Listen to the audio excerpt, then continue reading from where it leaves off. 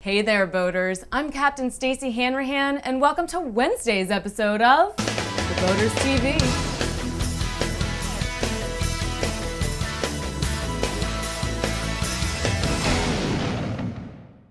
First up, our Captain's Caption photo was provided by Alicia Panaccia. We'll reveal the caption of the day at the end of the show. Coming up in Bosun's Locker, the Raymarine G-Series has us saying gee whiz in this week's Mad Mariner Report. On Monday's episode, Captain Rob took us on the water with Furuno's Navnet 3D. Today, Mad Mariner's Lenny Rudeau checks out another new system, the equally exciting Raymarine G-Series.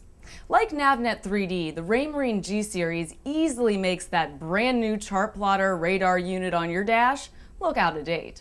The G-Series is built on a GPM 400 processor, which Raymarine says is 10 times faster than some other navigation systems. It comes preloaded with Navionics Platinum Chartography, 3D bathymetrics, aerial port photography, and port information. All imagery is displayed on high-resolution screens that range from 12 to 19 inches. Unlike most other units out there, Raymarine doesn't base the system's controls on the head unit. The G-Series comes with a separate command center keyboard that can be mounted wherever is most convenient for the captain. And for the ultimate inconvenience, Raymarine offers an optional wireless keyboard, so you can control the system from anywhere on the boat. And tons of add-on goodies are available with the G-Series. Add a weather receiver system and you'll have access to Doppler radar, wind and wave height, even sea surface temperature readings. Of course, top-of-the-line AIS receivers and digital fish finders can be integrated with the unit.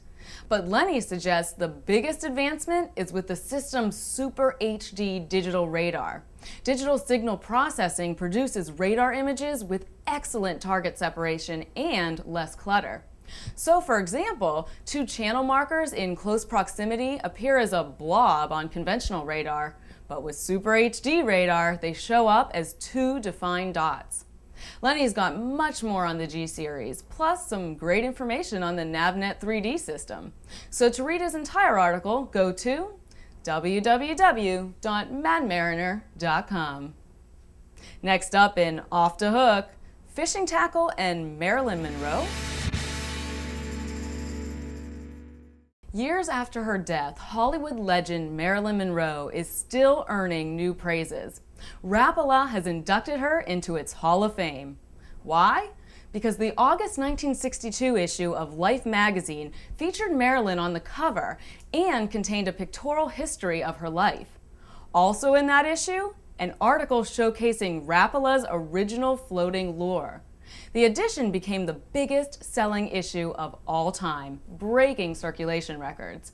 The then small two-person company immediately benefited from the article, and before they knew it, had orders for 3 million lures.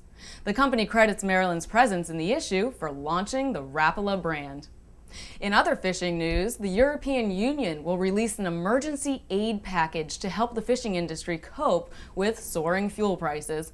European fishing ministries agreed on a package totaling more than 2 billion euros. The plan was drawn up in response to a series of protests held throughout Europe in recent months by fishermen demanding help. The money is to be used to cut fleet sizes and time spent at sea.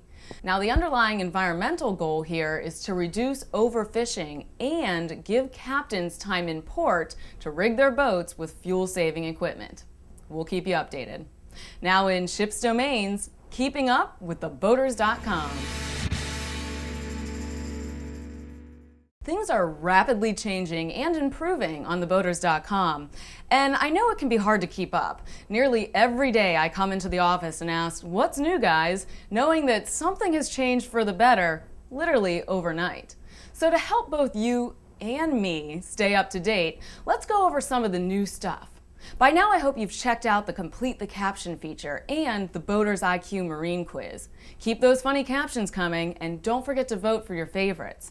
And remember, the lead scorer each month for the quiz receives a prize. This month's prize will be an Intelligent First Aid talking kit.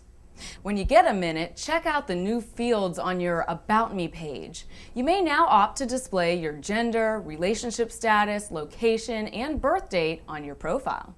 But what we're really excited about, at least until our next big launch, stay tuned for that, are the new map features. Now places viewed on the map can be found in list form to the left of the map. Move your view and the list automatically updates to match the map. Places can be listed in alphabetical order or from newest added to oldest added. Click on a place in the map and information on it will pop up. Click on the place in the list and you're taken to that location's profile page where you can add your own comments or photos. Boats are also linked to the map now, so it's easy to find boats and the people who own them in a particular area. This opens up a whole new world of possibilities. For example, say you've got an upcoming vacation in Key West and you've got a question about, the marinas around town. Now you can locate people in that area, send them a message, and hopefully get an answer to your question. So TheBoaters.com has come a long way from forum chit-chat and nav aids in Google Maps, both still excellent features, but there's a lot more going on now. Check it all out at www.theboaters.com. Now it's time to reveal Stacey's TheBoaters.com Sealebrity profile pick of the day, which is Phillip Curry and his 44-foot catch, Tuckernuck. Phillip works on the Tuckernuck now, but he used to first mate on private dive boats.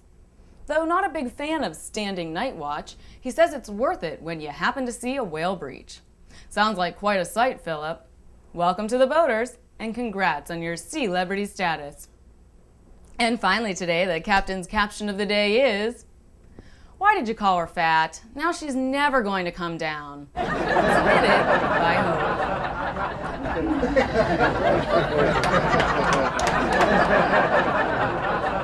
That'll do it for this episode of The Boaters TV. See you back here on Friday.